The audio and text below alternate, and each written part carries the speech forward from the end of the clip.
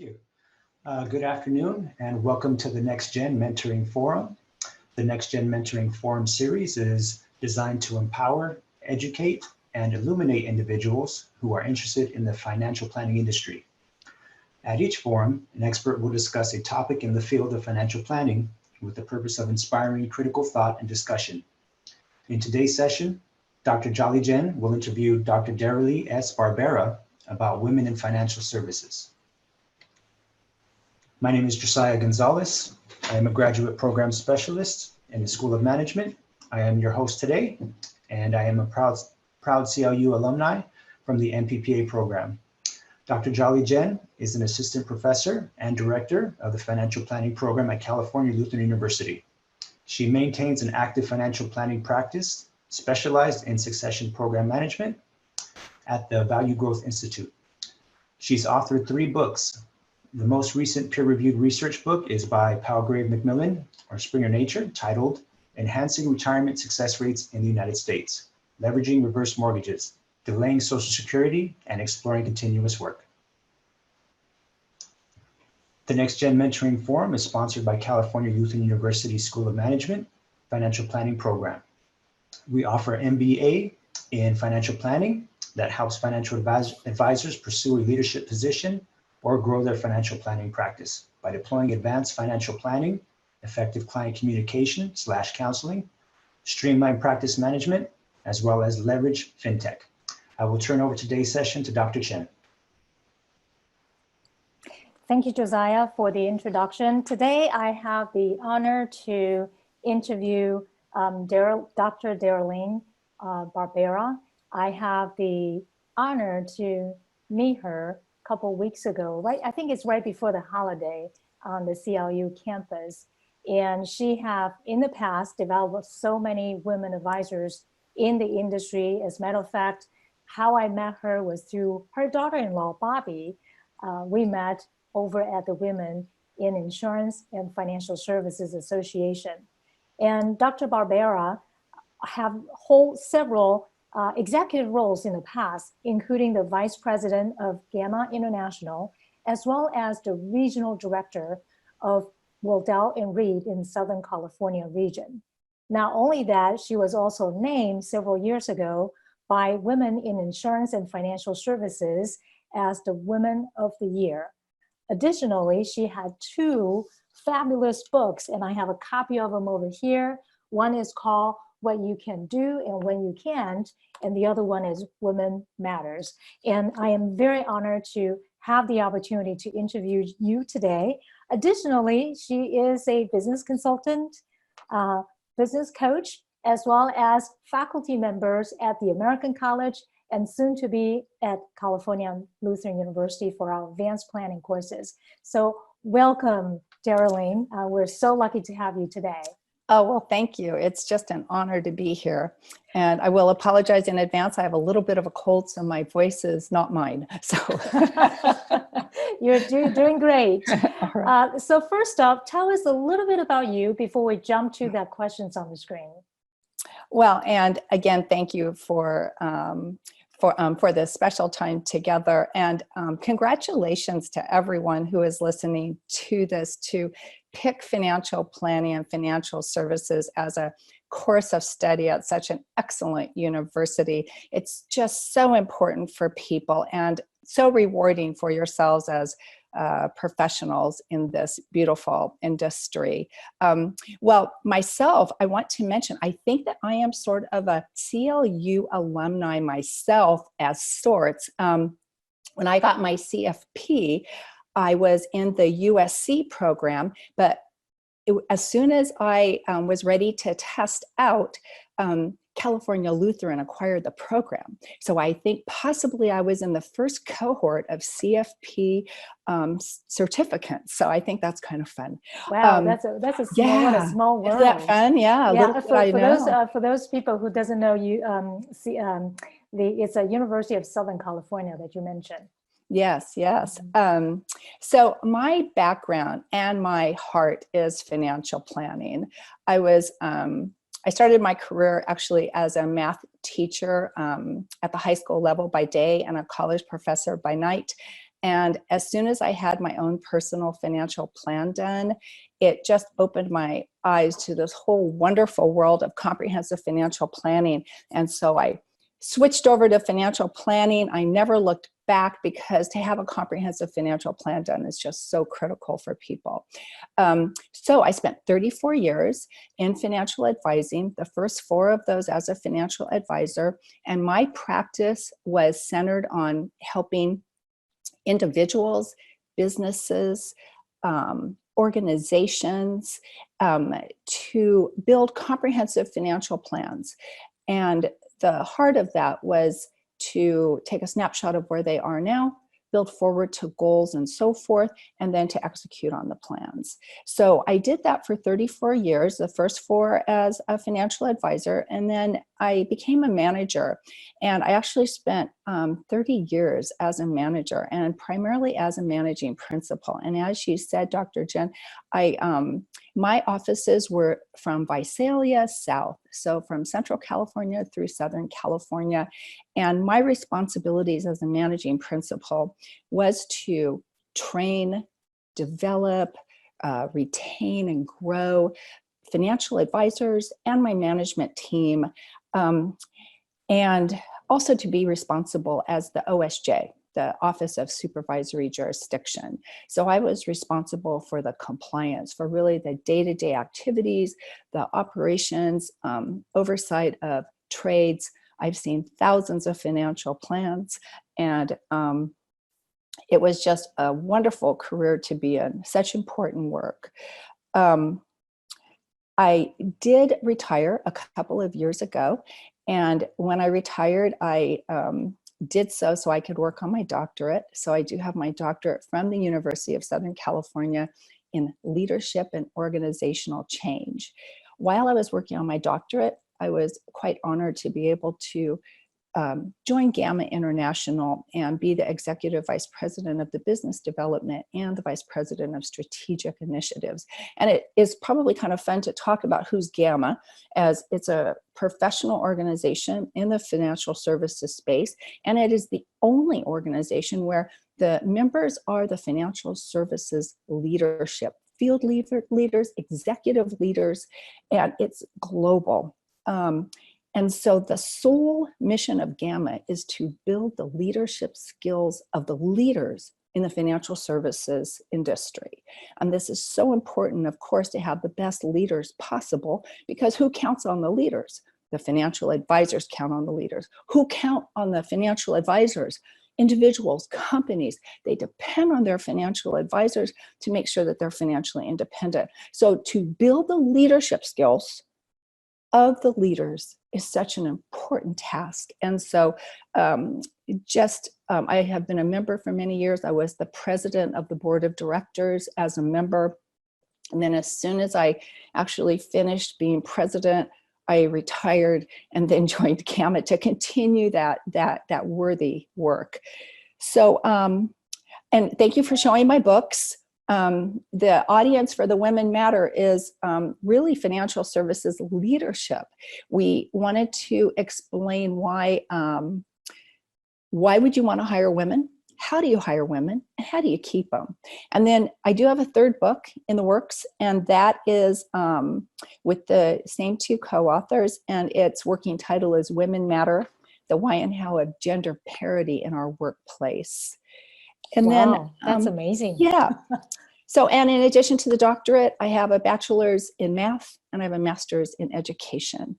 And I'm from Los Angeles and I live in Manhattan Beach. So Wow. that's me. Yeah, I mean, I have so many questions. So let's start from the beginning.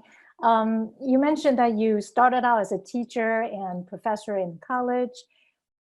Do you see a similarity in between teaching and planning, especially planning for the clients?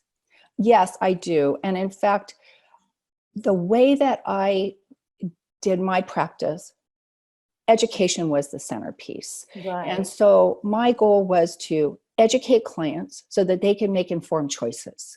Right. And so when I really sort of accidentally went into management, it was because I had hired so many people to come in and help me because I had so many clients. What a wonderful Right. problem to have, right? Right. That I couldn't handle it all.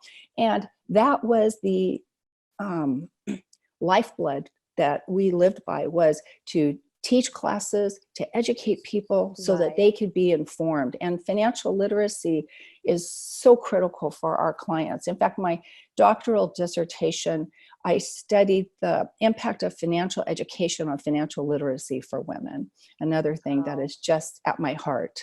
Right. So, yes, it is. Exactly. It is teaching. And I mean, there's a lot of ways to conduct financial planning practice Sure. and advisory, of course, but I believe that education is the optimal way. Right, right. So thank you for that, because I know that in our program, we oftentimes have teachers, high school teachers, middle school teachers come through our program. And I think that there is some connection of the skill as in terms of teaching the clients, in terms of teaching in a classroom environment, that skill set does translate. Now, you mentioned that you have your business is doing so well and you hire so many people into your practice. Can you talk a little bit about retention? I know that in the industry, women is a small percentage in the industry, but I guess that it's not about recruiting people onto the business. It's most likely the way you retain them. So would you talk a little bit about retention then?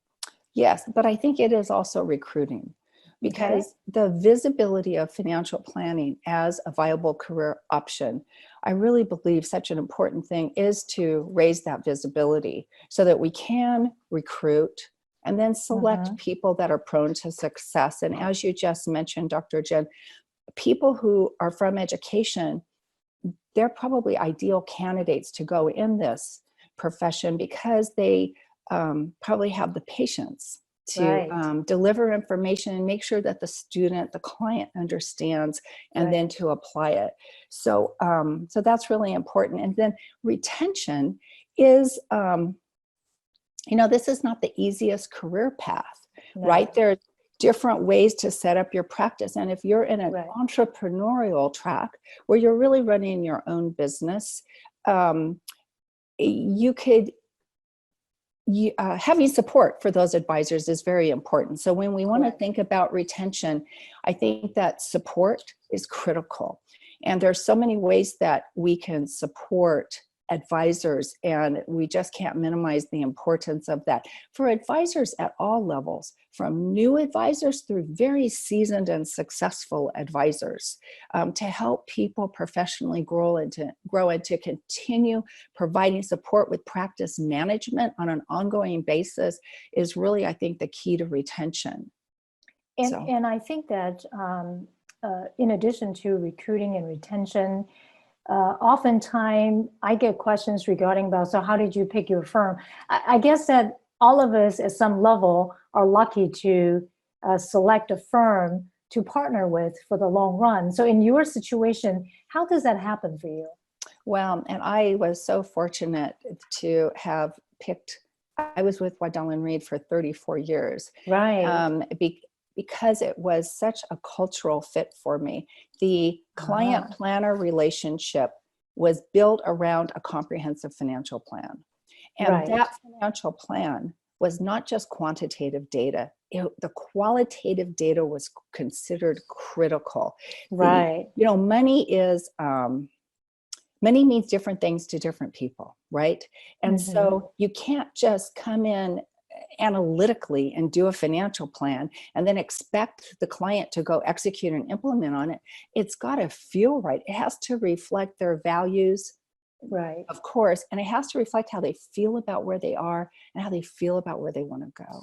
So that more of a comprehensive financial planning process was the heartbeat and the centerpiece for the client planner relationship at Waddell and Reed. And then from there, the commitment to execute on all parts of that, from the investments to the risk management to really dealing with the factors as an individual and the business components too. That's what I was looking for, to be able to have the resources and the support to be able to be the center, the quarterback for the client, so that they could come to me and say it wasn't my expertise. I would find the person that it was and refer them, because you can't be A+ at everything. So, even though that would be safer to do, right? So that's true. And I absolutely love the fact that you mentioned about the financial planning process is the heartbeat of that business. And then the commitment from the clients to execute and risk management of it also kind of encompass the entire planning process. So really well said there. And most importantly, that cultural fit. And oftentimes when the students approach me about what company to pick, I always tell them the same thing. You really have to find out what is that a culture best fit for your value, right? You mentioned about value earlier. And so those are all great information that I think many new people are coming in the industry, as well as new to the industry, ought to recognize that value as well as culture does play a big role in there. Before I go on to that next questions here, how to bring more women into the business, I wanted to go on to your book, and I have a quote here. There's a quote in one of your book, this one is a Women Matter book, that the quote here says, the clearer you are about your intention, the easier it will be to execute them. I absolutely love that quote, because that's not just us as an advisor, as an employees, as a partners, as a planners, that is really, really critical. But there's one thing in there that you quoted a story that I thought was quite interesting. It says here that people often confuse standards with values, and that cause them to resist certain initiatives. And this story is a male manager had told someone that he was not going to hire a lady because she had gone through a divorce and allow her husband to take the children. And that was really heartbreaking to hear. People are hiring people based upon their personal situation. So can you comment on that? That could be a whole nother interview, right? I know. And the slide up here says, how can we bring more women into the financial services industry? The reason that is so important, and it's not just women, but it's inclusion all around, right?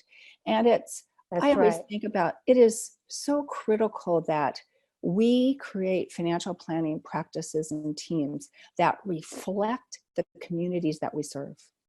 Because when clients come to see us, it's a big deal. We may not know it, but they're nervous getting out of the elevator and walking down the hall. They're afraid of what they're going to be told. I mean, for some people, it is worse than going to the doctor. People, and I'll tell you, of all educations and backgrounds, money is often a mystery, and it's a dilemma, and people may think that they don't have enough or they have too much, but there's just so much uncertainty. And that's why having people that can relate, and indeed women, if you look at it, if 51% of our population are women, and if we can't seem to, in fact, the recent CFP certificates, it looks like there's about 23% that are women, and that's up 4% over last year. So that's very impressive, but it's a slow haul there. And then if you look at all licensees, maybe 20% are women, but at the most we've got 6% that are client facing. So if women, in this case, control the majority of wealth, they're making the majority of financial decisions. And it's interesting, not only do women want to have female financial advisors, many men want to have female financial advisors. True. And it's often because it's like the teachers. Women, more often than not, come to the table ready to listen and build a relationship with the client before they try to make a sale or try to present a plan. They want to understand. So that's one reason why we need to bring more women into the industry, into the profession, because we need to be able to have clients walk in the door, feel comfortable, and stay. That's Financial true. independence is a serious, serious proposition. And it Right. takes buy-in, it takes comfort, so that people will come and stay and Right. allow us the honor and privilege of being of assistance and being there for them. So how can we bring more women into the financial services industry? You know, I was thinking my number one way is exactly what you are doing at California Lutheran, where we have, seriously, the financial services industry, if I could pick only one, right? If I had only one tool to use, it would be to encourage the financial services companies, organizations to work with our academic institutions. And Right. unfortunately, not everyone is California Lutheran. Not everyone has exemplar programs that provide the training and the experience and exposure to students to be able to go out and be professionals in this Right. field. It is still a pretty well-kept secret as a career path. So by working with the schools, increasing the visibility, and then for the schools to be working in the community with the financial services companies. For myself, I always had an internship class going at all times, 3 a year. Correct. And I just think that's the key. In my internship classes, it was half female, half male, extremely diverse. And I have to tell you, that's our key, I really believe. If I could only pick one. Right. So right. I have other suggestions. Yeah, well, there's a whole book right there, thank right? you for that. Thank you for that. And I wanted to just comment on a couple of things that you mentioned about inclusion, not just women, but you know, that's a real reflection of the community. Many years ago, I had a client. This is a African-American family, a husband and wife came to me. And as you know, that one of the ways to increase your number of clients is ask for referrals. Mm-hmm. And for years, they were not able to produce any kind of referrals for me. But one day, I just out of curiosity and asking them, what was the reason? Is it that I'm not doing a good job? And they all of a sudden tell me something that I actually did not know about their culture. And they told me that in their community, they don't talk about money. And they just don't, because they don't want people to know either they're wealthy or they don't want to feel they have more than the others. And they don't want to talk about, they felt like it's somewhat fearful to talk about it. So I learned something just by that experience, knowing that I can see where you're coming from in terms of inclusion. If I were to have an African-American planner in my office, that probably won't be an issue. And the other things that I also wanted to make a comment was the people oftentimes fear about talking about money, primarily because they felt like they might be, advisor might be shaming them in the conversation. And this terminology came to me last year as I was working with the California Lutheran University to do a pro bono project with the psychology department. And the psychology professors and the psychology clinician actually told me about that term. And then I started thinking, oh my God, I don't know how many of those clients have I accidentally shaming them in the conversation. And so you're right, education is a starting point. That's where we can have more inclusion, including having you as a role model in our faculty. And we have several women faculty member. So students that can actually see that there are many successful women that do really well in this career. And this is such a wonderful career to be in, especially women know how to build relationship at the very beginning. So thank you for commenting that. I wanted to move on to one thing that if there's one piece of advice that you will give to our future generations coming into the industry, what would that be? Well, I would say that it's kind of three pieces. One is to know your why. The other thing is to know the industry, and then to stay a student. So maybe we'll start with the last one because it's easy. Every day, be a lifelong learner. And I know that everyone on this webinar is a wonderful student.